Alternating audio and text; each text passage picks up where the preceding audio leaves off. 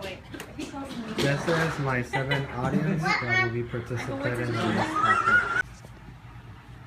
How will you feel if I said to you that the Hispanic turnout of registered voters before the year 2000 was only about 5.4% compared to 80% of those white registered voters, and also compared to African American registered voters that was about 11.3%. Latinos are the fastest growing ethnic group in Arizona. Currently, 30% of the state population is Latino. A study has shown that we only use 10% of our brain. Imagine what we can do if we use 100.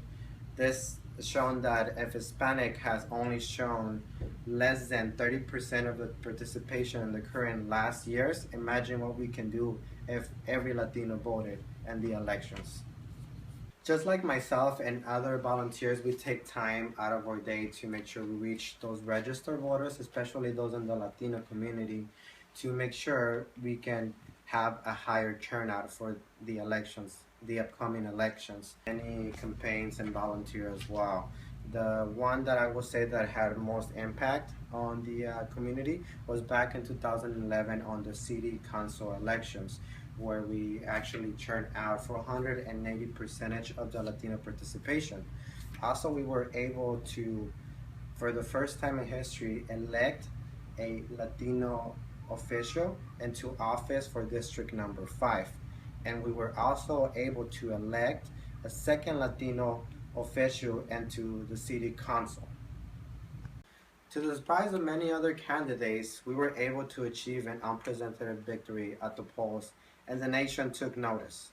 A few months later, a well-known reporter from Times magazines traveled to Arizona to interview those volunteers who made this history achievement possible. As you can see, this is the result of those interviews. This is a cover of the magazine that was published in March 2012, and as you can see on the title, it says Yo Decido, which means I decide.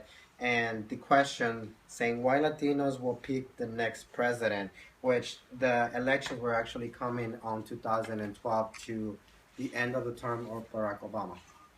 According to the NALEO, the National Association of Latino Elected and Appointed Officials, there was 576,000 Latinos registered to vote in Arizona in 2008, from which only 291,000 Latino voted in the general elections. There you go. Since then, we had witnessed an increasing number of ads and political literature in Spanish targeting our Latino communities coming from both major political parties. As we enter a new election cycle, we have struggled to keep our participation rates constant. This could be due to the fact that a higher proportion of Latinos live in poverty, and lower income people tend to vote less often than higher income people. But other factors are at play. Inaction on key issues from both sides of the aisle can make Latinos and all Americans feel like strangers in their own land. While many may believe their voices do not count, it is up to political leaders to show them that they are an integral part of the country's future, and that the issues they care about, such as job, education, healthcare, immigration, are legislative priorities. We have reached a fork in the road, and depending which path Latinos choose, the future could yield us greater power than any other ethnic group and influence the current cultural evolution of America, including its policies and its institutions. My mission today is to inform all Latinos, irrespective of their political beliefs, and how powerful each of their voices can be on election day. Together, we can drive change in Arizona, and convincing that politically, this one of the most important issues of the 21st century. Alright guys, so this is the time for you guys to ask me any questions that you might have. Why am I here, and why am I doing this? What steps, if any, do you anticipate having to take in the future to keep the number steady or to increase for Latino voters? That's a good question. You should keep engaged, tell your family and friends, your neighbors, anybody that you know, to keep voting. If you have any questions, you can always go to the recorder's office. Also, there's many other organizations that'll be knocking on doors on before and at the end of the elections day. In case you have any questions, most likely volunteers will come to your door if you're registered to vote, or if you're not registered to vote, or if you know someone that is not registered to vote, you can always come and see me after this speech, and I will be more glad to help you register that person or yourself to vote. At what age am I eligible to vote? That is a good question, my friend. But I have the answer for you today.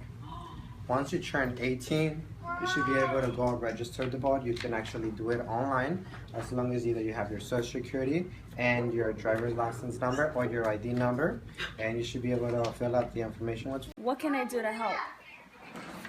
First, you will get registered to vote. Second, there's actually a lot of organizations that are looking for volunteers around the election times, and you can get involved. Also, you can get your family involved by letting them know about the elections and information that you might bring back from the organization as well. And they should be able to help you train and able to reach out to registered voters and maybe your community, your school, your church, etc. So there's many ways that you can actually get involved, but first of all, just get registered to vote so you can be able to share the knowledge with other people around you. What was the question? How did you get involved? Well, I actually got involved. First of all, I was working, and then someone actually came out to me at the college where they were recruiting volunteers for the upcoming election. I really didn't know what was it about, but I decided to sign up. As soon as I started volunteering, I know what it was about reaching out to people and registering people to vote. I had no idea there were these types of organizations that help out the community, or how much the injustice affects us and how can we help to do this. So, and then from then I kept going from organization to organization as well, getting other people involved in my family. Do you think Latinos are voting?